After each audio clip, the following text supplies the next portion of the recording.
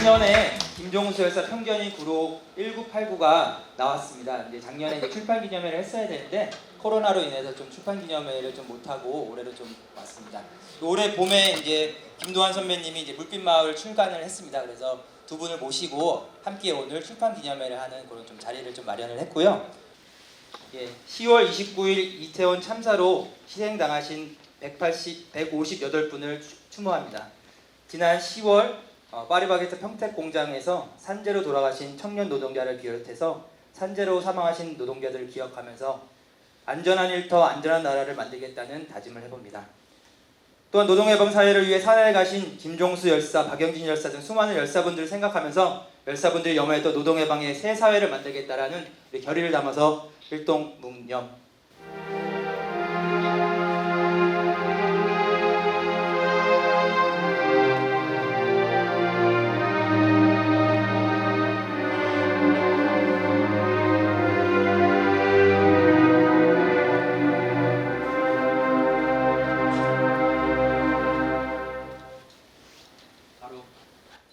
그럼 다 같이 힘을 위한 행진곡 그래도 힘차게 부르면서 출판 기념회를 함께 시작하도록 하겠습니다.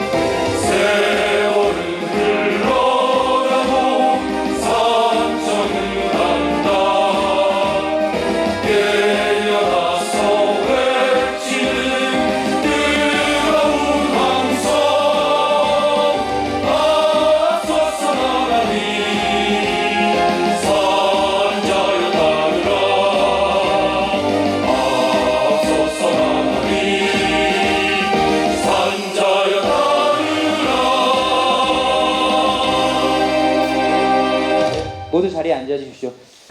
사회를 맡은 저는 이제 오류동에 살고 있고요. 황희준입니다. 오늘 출판 기념회를 준비해주신 박영진, 김종수 열사 추모사업회에서 오늘 출판 기념회를 준비해주셨습니다. 많은 분들이 수고해주셨는데요. 박영진, 김종수 열사 추모사업회를 대표해서 김명훈 운영위원님 모시고 인사 말씀 듣는 시간 갖도록 하겠습니다. 힘찬 박수로 모시겠습니다.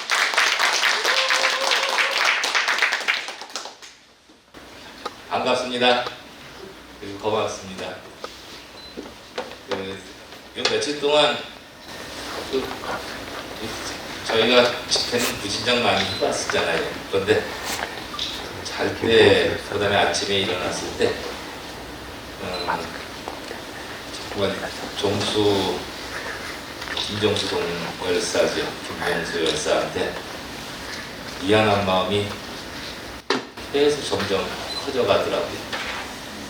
30년이 훌쩍 지났는데 이제 와서 종수에 대한 책을 써가지고 우리가 그 친구의 삶을 같이 공유하는 이런 기회를 이제야 만들었다는 것이 저는 되게 부끄러웠습니다. 종수한테 미안합니다. 30여 년 전에 우리 사회가 격동의 시간이었죠. 어떤 학자들은 거대한 계급투쟁의 시기였다라고 얘기를 합니다. 그런데 지금 30여 년이 지난 지금 이제는 우리나라만이 아니라 전 세계적으로 격동의 시대가 지금 오고 있는 것 같습니다. 젊었을 때 우리 마음을 다해서 전부 다 열심히 싸웠습니다. 근데 이제는 그 은퇴한 동지들도 많고 이제 다 나이를 먹었습니다. 이 사회에 대한 노동 해방을 위한 그 발걸음이 이제는 젊은 친구들 중심으로 해가지고 진행될 것 같습니다. 그 당시 30여 년 전에 있었던 그 시간을 생각하면서 나이를 먹었지만 이거 어떻게 같이 할 것인가 또 생각해야 될 시간이 가까이 온 것 같습니다. 오늘 그 종수에 대한 글을 써주신 안재성 작가님, 우리 동지죠. 동인제강에서 같이 수생했던 동지고, 그 다음에 지역에서 같이 있으면서 싸우다가 또 나가서 또 열심히 활동하신 또한 동지. 오늘 책을 그 핑계를 해가지고 같이 만나는 그런 시간을 가진 것 같습니다. 하여튼 두 분께 고맙다는 말씀 올리겠습니다. 예. 예, 김정수 열사 여동생이신 김미연님께서 오늘 이 자리에 함께하고 계십니다. 그래서 김미연님 모시고 잠깐 말씀 듣는 시간 갖도록 하겠습니다. 따뜻한 박수로 김미연님 모시도록 하겠습니다.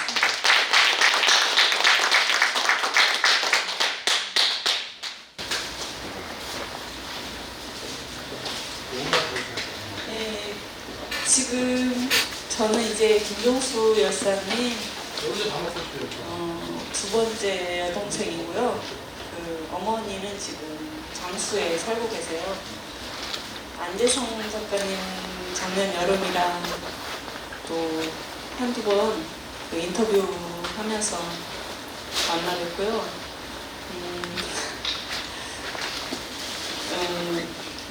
아직도 잊지 않고 이 자리를 참석해 주신 또 못 오신 분들한테도 유가족을 대표해서 감사 말씀드립니다.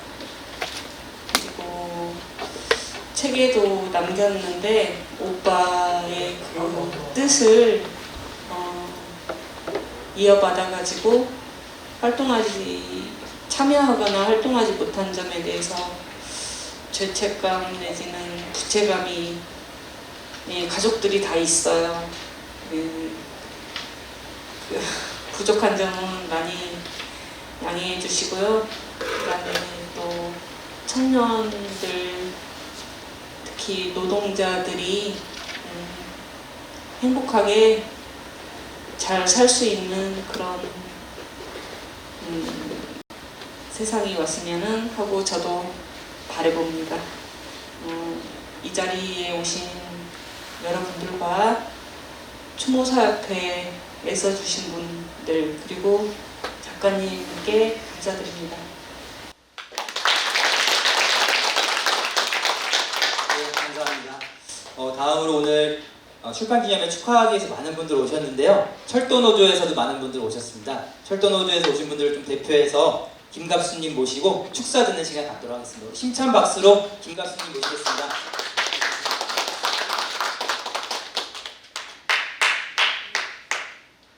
축사하고 갈때도 축사오고 생각보다 무거운 자리 같아서 좀 부담스럽긴 한데 반갑습니다. 저는 개인적으로 책 두 권을 다 읽었고요. 그래서 마음 따뜻한 내지는 옛날 생각 80년대에 들었던 마음들을 느꼈던 것 같은 기억이 새록새록 다시 한번 났습니다. 근데 좀 오래되긴 했지만 그런 마음이고요. 그 다음에 김종수에서 30년이 넘었다고 하니까 이제는 좀 힘찬 분위기가 될 것 같아요. 그래서 너무 무겁지 않았으면 좋겠다는 말씀을 드리고 싶네요. 사실은 우리 김단 동지하고 노조민주화, 철도 노조민주화 하면서 20년 넘게 만났습니다. 그래서 퇴직한다는 것 때문에 저희도 책을 냈다고 하는 얘기 듣고 출판기념회를 해야 되는 거 아니야 이런 얘기를 하다가 사실은 이제 제가 어려운 정도 넘어갔던 거죠. 근데 이제 우리 구로족에서 우리 선배 동지들이 그런 걸 해주신다고 해서 기쁜 마음으로 그래서 진짜로 연필이라도 해야 된다 그래가지고 저희 많이는 오지 않았죠. 5분이 왔습니다. 그래서 진심으로 그동안의 활동에 대한 감사를 드리고 고생하셨다는 말씀을 드리고, 그리고 이제 시작하는, 과거에는 60 넘으면 좀 있으면 어쩌고저쩌고 이런 얘기가 나왔었는데 이제는 최소한 20년은 기본이고 30년을 활동할 거기 때문에 저는 김다한 동지가 20년 정도 활동을 더 할 거라 생각하고 있기 때문에 이 활동에 대한 성사진이나 그림 내지는 계획을 기대하고도 있고, 또 김다한 동지가 그런 역할을 하면 저를 따라서 혹시 그런 데가 있으면 이렇게 기억 걸어볼까 라고 하는 마음도 있고, 이제 그렇습니다. 그래서 새로운 출발을 다시 하는 자리이기도 하고 힘차게 새로운 삶을 결의하는 자리라고 생각을 하고요. 그런 과정에 신보다서 저희들이 함께 할 수 있는 부분들이 있다면 만들어서 같이 할 거고, 철도동자의 의리로 그런 분들 끝까지 챙겨서 같이 할 거다라고 하는 말씀을 우리 앞에 계신 동지들한테 말씀을 드리고요. 그리고 저 개인적으로 안성 작가님을 되게 존경하기도 하고 좋아하고 쓴 책을 거의 다 읽었는데 또 이렇게 만나서 또 기분 좋고 반갑습니다. 그래서 오늘 이 자리가 뜻깊은 자리가 되고 힘있게 새로운 출발을 결의하는 그런 자리가 됐으면 좋겠습니다. 고맙습니다. 오늘 자리에 픽서로는 이제 마지막으로 한 분 더 모시고 말씀 듣도록 하겠습니다. 우리 김승호 대표님 와주셨는데요. 김승호 대표님 모시고 축사 듣는 시간 갖도록 하겠습니다. 여러분 큰 박수로 모시겠습니다. 김승호라고 합니다. 전태일을 따르는 사이버 노동대학에서 20년째 대표 자리를 아직도 지키고 있습니다. 아마 이 자리에 제가 제일 연배가 미지 않나 싶은데요. 모르겠습니다. 그래서 저를 내세워가지고 한마디 하라고 김영훈 동지가 명령을 했습니다. 제가 꼼짝을 못합니다. 그래도 안 웃으시네요.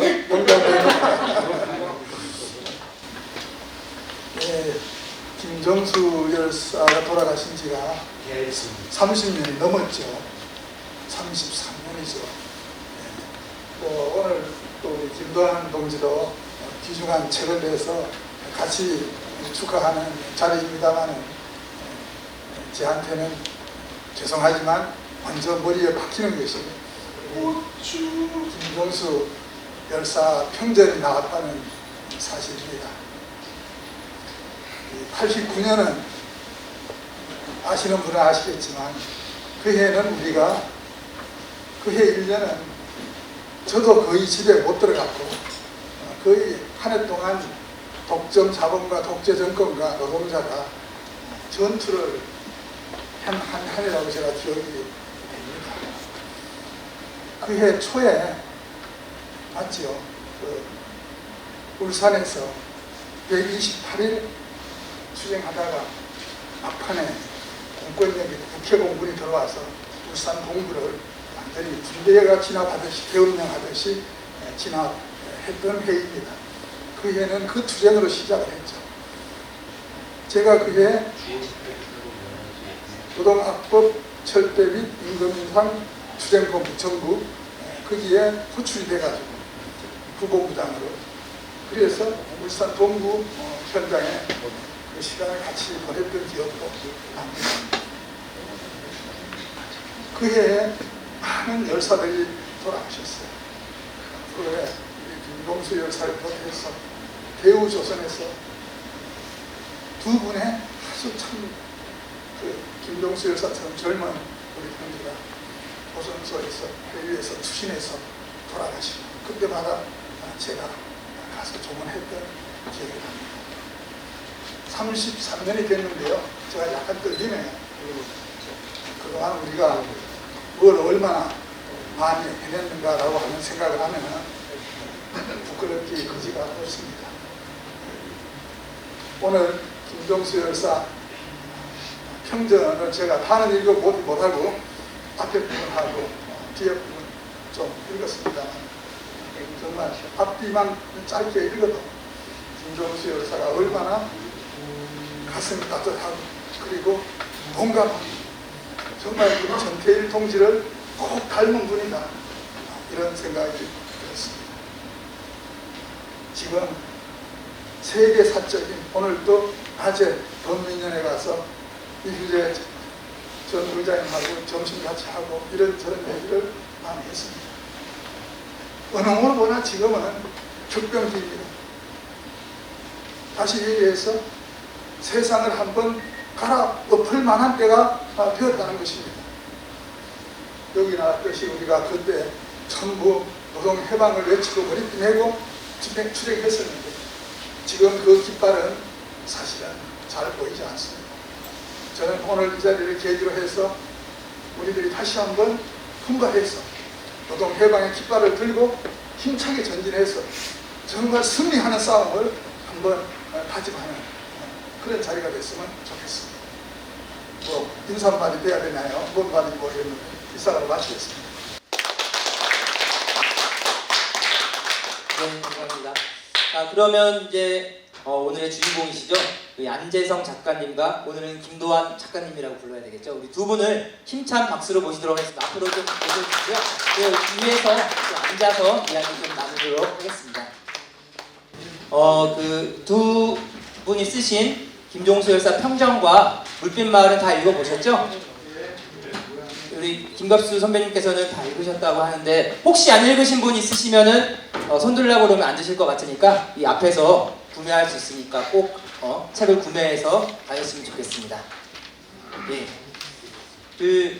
저희가 좀 준비한 질문 몇 가지 좀 두 분께 드리고요. 여기 현장에 계신 분들도 좀 책을 읽으시면서 궁금했던 점들이 많을 것 같아요. 그래서 현장에 있는 분들의 좀 질문을 듣고 이렇게 좀 진행을 하려고 합니다. 저는 이제 그 김종수 열사 평전과 물빛마을을 읽으면서 가장 인상적인 게 이제 이 두 권의 책이 연결돼 있다 그런 느낌을 좀 받았습니다. 그 이유는 물빛마을을 보면은 이제 한 60페이지 정도에 보면 김종수 열사 장례식 하는 장면이 좀 나옵니다. 그 장면이 굉장히 인상적이었고 또한 김종수 열사 평전 9로 1989에 보면은 마지막 부분에 김도환 선배님 이름이 나와요. 베어링 노동조합 이제 사무국장했던 그 주변을 보면은 서강 조합원들 말고 그 당시 투쟁했던 분들 중에서 이제 콕 집어서 이름이 나온 분이 김도환 선배 그 작가님밖에 없더라고요. 제가 또 그걸 보니까 그래서 이 두 권의 책이 김종수 열사로 참 연결돼 있구나. 그래서 오늘 이제 출판 기념회를 두 분을 같이 모시고 좀 진행하는구나 좀 그런 생각이 들었습니다. 김도환 선배님 그게 먼저 좀 질문 드리면은 김종수 열사 평전에 보면은 김종수 열사와 함께 선후협 모임에서 만나서 함께 활동했던 그런 사이로 이렇게 나오는데요. 김도환 작가님께서 기억하시는 이제 김종수 열사의 모습 그런 거 어떠셨는지 좀 먼저 좀 질문 드리겠습니다. 제가 그 89년도에 이제 그 구로에 있을 때 김종수 동지를 봤는데 사실 개인적으로 서강하고는 이제 그 전에도 사실 인연이 있었어요.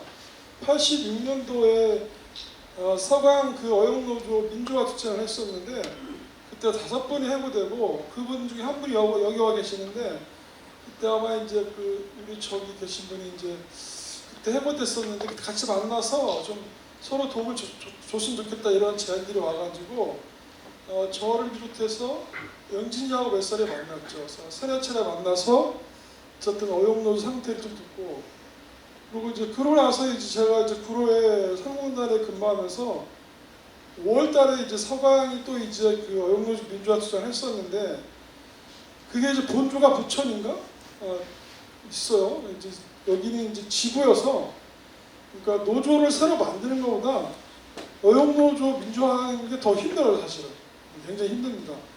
이미 이제 그 어영노조를 민주화하는 거는 그 자본과 싸움도 있지만 현장 동료하고도 사실은 싸워야 되거든요. 그래서 제가 구체적으로 이제 김종도 동씨를 이제 본 거는 사실은 뭐 주차 섰을 때나 저희들이 돌아가면서 이제 그 지역에 부서장 모임이 있었어요. 그때 이제 가서 주차 서주고 이랬는데 뭐 첫인상 사실은 김종수 동지가 사실 미남이죠. 사실은 굉장히 미남입니다.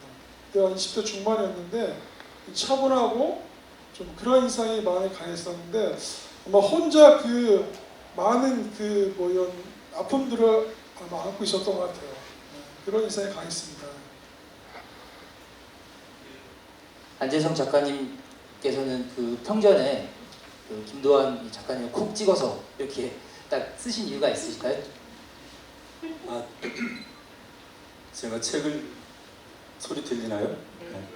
책을 쓸 때 많은 사람들을 이렇게 취재를 하러 다니는데 우리 김도한 씨가 이렇게 마음에 들었어요. 왜냐하면 그때 저희 사실은 뭐 이렇게 연맹부 위원장도 이거는 얼마 전에 이 책 보고도 알았고 그냥 철도 활동가인 줄 알았거든요. 그 전에도 여러 번 봤는데 우리 수색지구 활동가라고만 생각하고 근데 그때마다 참 좋더라고요. 그래서 또 한 가지 그런 점도 있고 얘기를 굉장히 소설적으로 해줬어요. 그래서 이렇게 본인도 결국은 작가가 됐네요. 그래서 얘기를 그렇게 잘해주는 사람을 쓰게 돼 있어요. 앞으로 이제 혹시 평전에 인터뷰를 하게 되시면 여기 계신 분들 얘기를 잘 하셔야지 평전에 나올 수 있다는 것을 좀 기억해 주시면 좋을 것 같습니다. 또 책을 제가 보면서 한 권은 평전이고 한 권은 이제 소설이 자전적 소설이잖아요. 그래서 어디까지가 뭐 대부분 사실일 거라 생각은 드는데 어디까지가 사실이고 어디까지 어느 부분 창작이지 저는 약간 그런 궁금한 점도 들었고요. 특히 이제 김종수 열사 편지를 보면은 연이라는 여자친구분께 편지를 쓰는 형식으로 이제 평전이 되어 있는데요. 그래 연이라는 여자친구분이 실제로 있으시고 편지를 쓴 게 있을까요? 아니면 그 연이라는 분은 실제로 있었고 그래서 그 김정수 열사 집에도 가서 며칠씩 같이 가서 있었고 또 그 친구들 중학교 친구들이 증언도 했어요. 그런데 문제는 김종수 열사가 이렇게 전태일 열사나 우리 박영진 열사처럼 남겨놓은 글이 하나도 없고 또 자기 마음을 이렇게 막 열어서 하는 사람이 아니라서 내성적이라서 이렇게 그런 형식을 채택한 거죠. 그러니까 원래 평전에서 그렇게 편지 있지도 않은 편지를 있는 것처럼 쓰면 안 되는데 제가 처음으로 한번 시도를 해봤습니다. 그래서 도저히 그 본인의 마음을 짐작을 해야 돼가지고. 네. 그러면 두 분이 실제로 연인 사이 실제 연인 실제 연인 사이였고 이제 편지 형식 편지만 그거는 이제 좀 그런 형식으로 작가님께서 하신 거군요. 그리고 이제 물빛마을도 자전적 이렇게 소설인데요.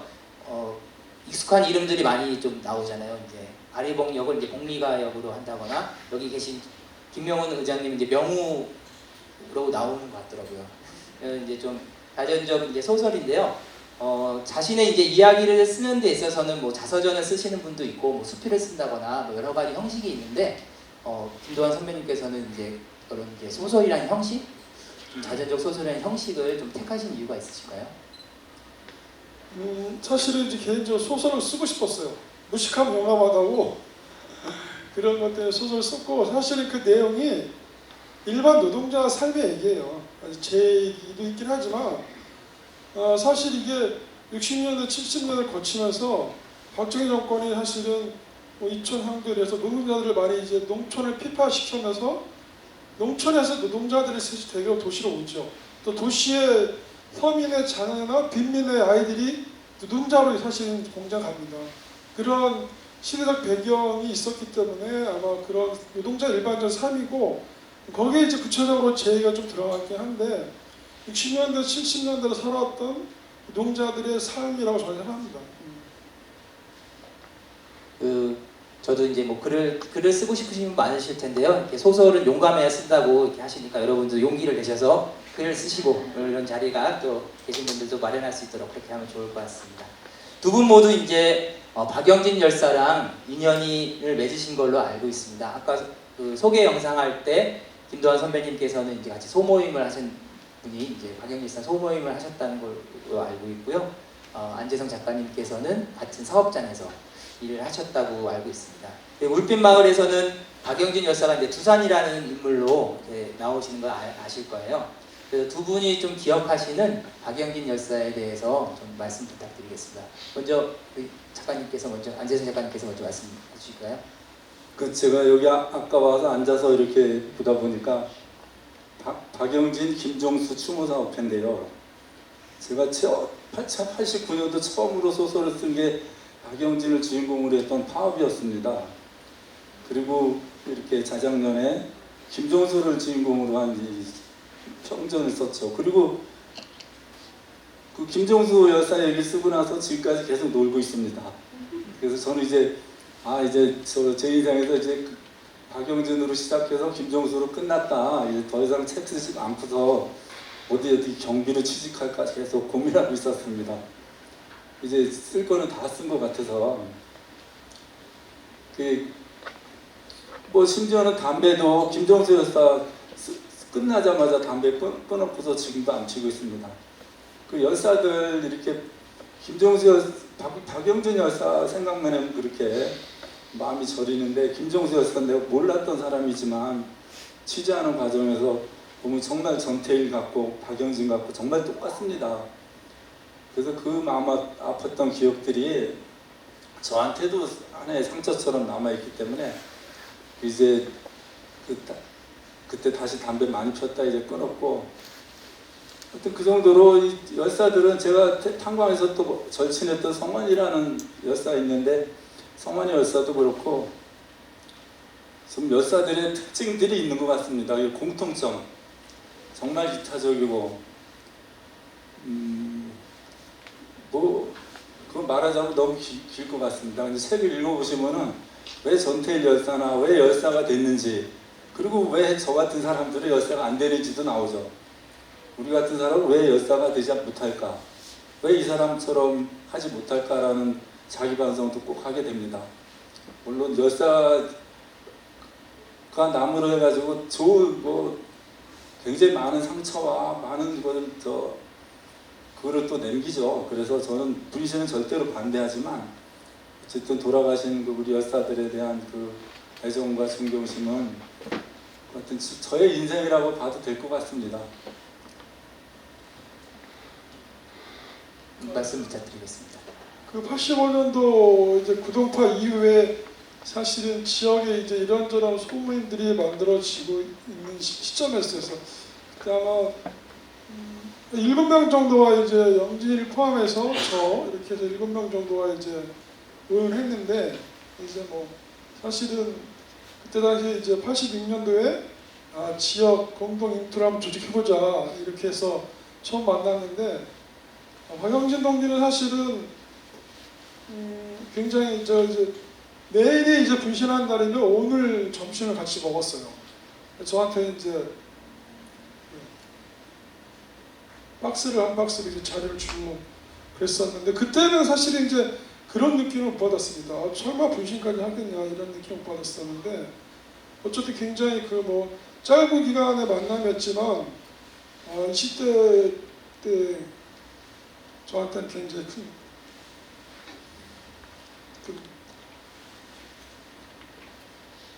힘들게 나갔던 사람이었던 것 같아요. 물론 이제 저는 사실은 추모사업회도 안 나가고 초기에 사실은 이제 우리 김명훈 대표님이 제안해서 몇 번 갔다가 도저히 갈 수가 없겠더라고요. 그러니까 그 시간 동안만큼 당신이 못 산 삶을 내가 열심히 살겠다. 사실은 이렇게 다짐하고 살아왔긴 했는데 지금 돌아보면 사실은 우리가 생각한 것만큼 우리 아이들에게 물려줄 사회가 많이 변하지 않은 것 같아요. 더 꺾고 가는 거 아닌가. 역사는 나선형으로 발전한다 하는데 그걸 도대체 밀 수가 있을까? 이런 후회, 자괴감이 많이 들 때가 사실 있습니다. 그래서 좀 어쨌든 저한테는 좀 힘겨운 사람, 그런 아픔을 주고 왔기 때문에 당신 결정이 사실 여러 사람들한테 많은 영향을 미쳤겠지만 또 이렇게 만났을 때 굉장히 뭐 좀 다정다감하고 또 인상이 좀 김종수 열사하고 다르게 좀 험악하잖아요. 김종수 열사 좀 미안한데 영진이 좀 인상이 험악합니다. 그래서 그 두산이라는 이름은 처음 만났을 때 영지가 썼던 가명이고요. 그래서 이제 백두산, 사실은 자기는 백두산을 쓰고 싶었던 거였죠. 근데 너무 흔한 이름이기도 하고, 그래서 이제 거기 보면 이제 뭐 나중에 다 실명을 알고 되지만 또 이제 뭐 박영진 동지는 그 당시에 이제 어쨌든 조직 활동을 했었고, 뭐 저는 이제 뭐 개별적 활동을 하는 그런 상태였기 때문에 어쨌든 뭐 저한테는 사실은 좀 많이 이제 어려움을 왔던 또 그런 사람, 그렇지만 열심히 어쨌든 짧은 생애를 살다 간 사람, 이런 기억을 갖고 있습니다. 예, 말씀 감사합니다. 저희 그러면 좀 오늘 오신 분들 좀 책 읽으시면서 궁금한 점 있었을 것 같은데요. 예, 혹시 좀 궁금한 점 있으시면은 좀 질문 좀 받는 시간 가지려고 하는데요. 좀 책 읽으시면서 좀 궁금한 점 있으신 분 좀 손 들어주시면은 저희가 좀 마이크 드려서 좀 이야기, 질문 좀 듣는 시간 갖도록 하겠습니다.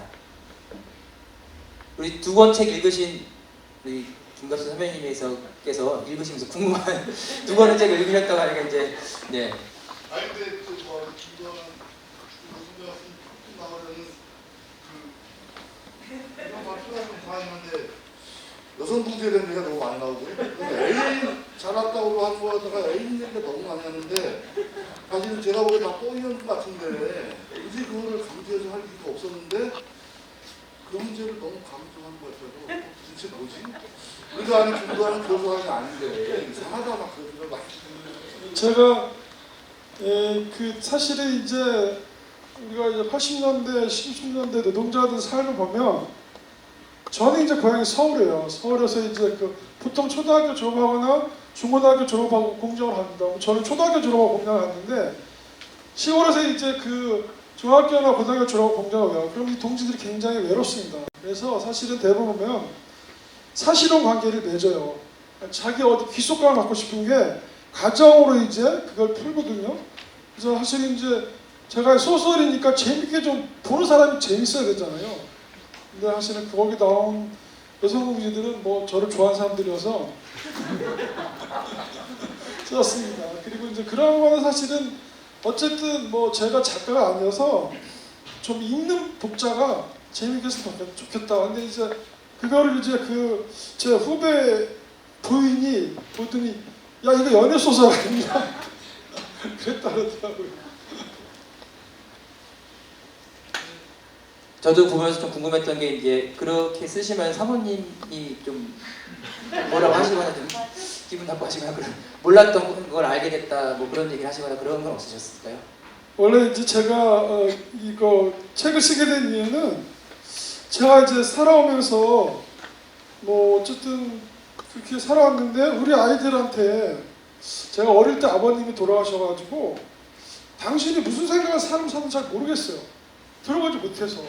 그래서 내가 내 아이한테만은 내 목소리를 들리고 싶다. 원래 이런 욕구 때문에 욕망 때문에 썼거든요. 처음에 사실은 우리 아이들이 대상으로 썼기 때문에 아내에 대한 배려는 좀 없었고 나중에 이제 아내가 이걸 쓰려면 자기한테 얘기 좀 하지 왜 쓰냐 이래서 좀 첫사랑한테도 욕먹고 아내한테도 욕먹고 그랬습니다. 또 책 읽으시면서 궁금하셨던 점 있으신 분들 좀 질문. 저기 안녕하세요.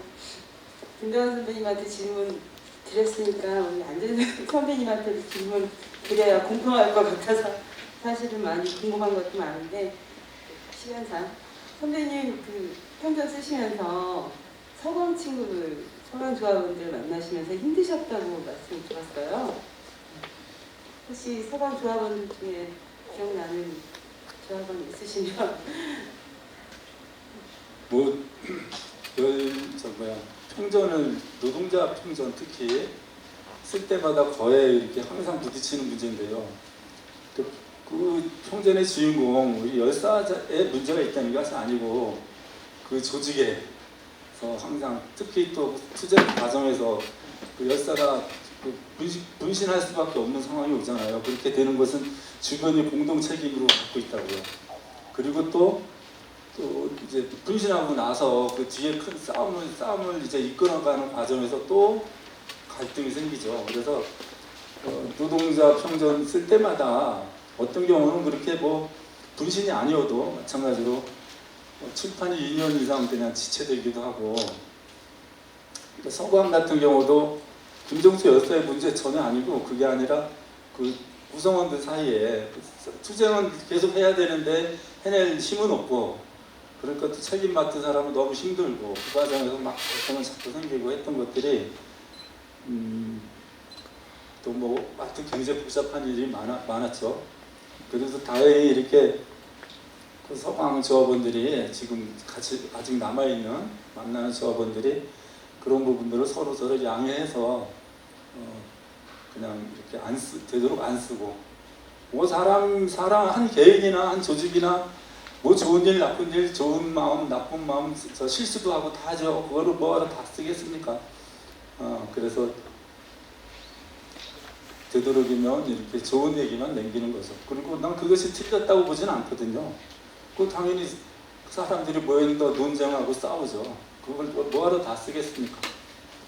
그래도 하여튼 서방 조합원들이 참 지금 남아있는 분들이 이렇게 협조도 많이 해주고 또 그렇게 막 분신 과정에서 같이 막 몸도 다친 분도 있고 너무 애쓴 분이 많아서 참 나름대로 이렇게 그분들한테 저는 또 감동을 많이 받았습니다. 예, 책 읽으시면서 또 질문 있으신 분 있으시면은 손 들고 이렇게 질문하기가 좀 쉽지 않으시면요, 이제 뒤풀이 자리도 두 분 가실 거니까요. 책 읽으시면서 궁금했던 점들이나 이제 좀 못한 이야기는 뒤풀이 자리에서 좀 같이 나눴으면 좋겠습니다. 제가 좀 이제 여러 개 좀 대신해서 좀 질문 좀 몇 가지 드리고 좀 이렇게 마무리하려고 하는데요. 김도환 선배님은 이제 오늘 지금까지는 이제 주로 구로에서 활동했던 거 중심으로 좀 질문을 드렸는데요. 철도노조 민주화 과정에서 많은 역할을 하셨잖아요. 철도노조 민주화 이렇게 활동하시면서 철도노조 활동하시면서 좀 가장 기억에 남는 일이 있다라면은 뭐가 있을까요? 여러 가지 있긴 한데 철도노조가 이제 그 어용의 본선이었죠. 근데 이제 많은 개인이나 단체들이 지원 연대를 했고 민주화를 위해서, 그다음에 조합원들이 많은 희생을 당하면서 투쟁을 했습니다. 이제 사실은 그런 성과들이 제도적으로 기결돼야만 우리가 이제 그걸 이제 어쨌든 좀 보장할 수 있는데, 대법원에서 철도노조 선중 간선제는 무효다 이렇게 판결을 했어요. 그러니까 노동조합의 선출직은 직접 무기명 비밀 투표로 선출해야 된다. 철도는 이제 삼중 간선제여서 저는 이제 그게 기폭제가 됐고, 그 전에 이제 사실은 철도 조합원들이나 많은 단체나 개인들이 지지 연대를 했기 때문에 아마 그런 성과를 냈지 않았나 그런 생각합니다. 삼중 간선제를 이제 투쟁으로 이제 또 바꿔낸 게 가장 기억에 좀. 저도 그 책 읽으면서 이게 전에 듣긴 했는데 너무 복잡하게 돼 있는 그런 건데 좀 불합리하다고 생각했었는데, 그런 좀 어려운 그 투쟁의 과정 속에서 그걸 좀 한 승리의 과정이 또 가장 기억에 남는다고 말씀해 주셨습니다. 안재성 작가님은 그 89년 이 소설 그 평전의 배경이 되는 89년에는 탄광에서 활동하셨다는 걸로 알고 있는데요. 이 소설 평전에는 이제 구로 지역의 이야기는 많이 있는데 탄광 지역은 더 열악했을 것 같은데요. 좀 어떤 그 노동 환경이나 그다음에 활동에 대해서 좀 소개 부탁드리겠습니다. 제가 여기서 구로동 박영진 열사 분신하고 그 바로 직후에 탄광에 내려갔는데요. 탄광 가서 저 취직도 했는데 어쩜 일 얼마 안 했는데 경찰이 알고서 이렇게 회사도 잡으러 오고 집으로 잡으러 와가지고 도망가게 됐어요. 그러면서 얼마나 기분이 좋은지 그 탄광 일 안 해도 되잖아요. 그 정도로. 그래서 나중에 저희가 노동운동에서 성환이 분신하고 그래서 이제 노동운동이 굉장히 활성화됐는데요. 큰 탄광들은 대부분 노동조합도 만들고 민주화하고. 그래도 그때 정부에서 석탄산업 함자가 그래서 탄광을 이제 전부 없애기로 했거든요. 그랬을 때 저나 저희 활동가들이 아무도 그거에 반대하고 나선 사람이 없었어요. 저부터도. 이런 일을 인간한테 시키면 안 되는 거죠. 그 정도로 저가 가서 구로공단에서 일해보고 뭐 나름대로 일도 많이 했는데 막 도저히 견딜 수 없을 정도로 힘들었는데, 그런 일들을 인간한테 시키면 안 된다 이런 생각이 들었고, 그때 한 해에 한 170명씩 죽었거든요, 맨날. 그러니까 저희가 단체 만들면은 그 동원 탄자, 동원 의료원인가 지금 이제 거기 진폐병원으로 바뀌었던데, 거기 가서 이렇게 문상 나는 게 일이었어요. 170명이 죽으니까 이틀에 한 명씩 죽고 그냥 끊임없이 죽어서 나오는 거죠. 죽기만 하나 7,000명이 부상을 당했거든요. 그래서 1년에 7,000명 부상이니까, 근데 그 중에 되게 허리 환자가 되게 많은데 저 늙어서 허리를 아파 보니까 정말 미치게 아프거든요 이거. 근데 아무것도 안 나타나요 검사하면은. 그처럼 그래서 또 꾀병이라 그래서 안 해주고 막 고통받다가 떠나고 이런 사람들 무수히 봤기 때문에 사람한 그 탄광 석탄 산업 판매를 찬성할 정도로 그랬습니다. 그래 인간이 아무리 발달을 한다 하더라도 기계화하고 한다 하더라도 인간 사이에 그런 기본적인 차별, 서로 권력을 갖고 돈을 많이 가지려고 하는 사람들의 더 약한 사람들을 착취하려고 하는 어떤 거의 본성이나 마찬가지 이것은 변치 않을 거거든요 앞으로도. 그러니까 우리가 끊임없이 싸워서 계속 싸워서 그걸 저지하는 수밖에는 그러면은 예전보다는 조금 더 나아지는 건 사실이거든요. 조금씩 근본적으로 완전히 없앤다는 거는 정말 뭐 지금으로서는 생각하기 어렵지만 그래서 계속 이 사회에 우리 김도환 씨 책에도 그런 것 나오는데 그 고생을 했는데 과연 바뀐 게 무엇일까라고 이렇게 자문을 하는 그런 식의 내용이 있던데 저는 바뀐 건 많다고 봅니다. 우리가 30년 전 노동운동 할 때랑 지금은 굉장히 바뀐 게 많죠. 좋아진 것도 많고 그렇지만 근본적인 구조는 여전하기 때문에 그리고 어떤 면에서 더 아주 치밀하게 그 사람을 착취하게 되잖아요. 예전에 싸우기도 참 좋았는데 지금 보면 노동운동이 힘든 것 같습니다. 싸우기가 너무 어렵게 구조를 이놈들이 만들어 나가니까요 점점. 그래서 그럴수록 더 잃지 말고 어저께 그냥 두서없이 말하게 되는데 어저께 어떤 단체에서 저한테 전화가 왔습니다. 어떤 분에 대해서 그 사람이 요즘 어떠냐 나이 70이 됐거든요. 김승호 선배님 정도 나이 됐는데 그분이 어떠냐 그분을 인터뷰하려고 하는데 인터뷰해도 되겠냐 이런 전화를 받았어요. 그래서 아니 그걸 왜 물어보냐 그랬더니 사람들이 하도 많이 변해서 그냥 나이 먹으니까 전부 이상해진대요. 그래서 괜히 인터뷰했다가 방송 안 하면 안 되니까 좀 물어보는 거예요. 그 정도로 이 험한 세상이 돼버렸네요. 적도 피아도 막 너무 복잡해지고 아까 그 체게바라 시에 나오듯이 제일 무서운 거는 진짜 민중들을 우리가 위하려던 민중들한테 총을 겨누는 사람이 되고 있다고요.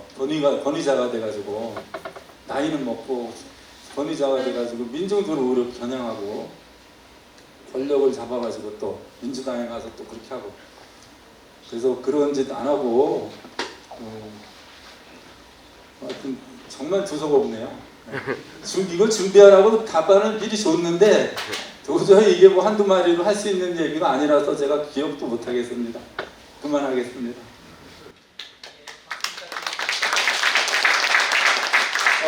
좀 아쉽지만 오늘 두 분 모시고 이야기 나누는 순서는 좀 이제 마지막 그 말씀 듣고 좀 정리를 해야 될 것 같아요. 그래서 두 분이 이제 책에 못 쓰신 이야기라든가 아니면 오늘 이 자리에 오시면서 이 자리에 함께 하신 분들과 나누고 싶은 이야기 있었으면은 마무리하는 말씀으로 좀 부탁드리겠습니다. 우리 김도환 선배님부터 마무리하는 말씀 좀 부탁드리겠습니다.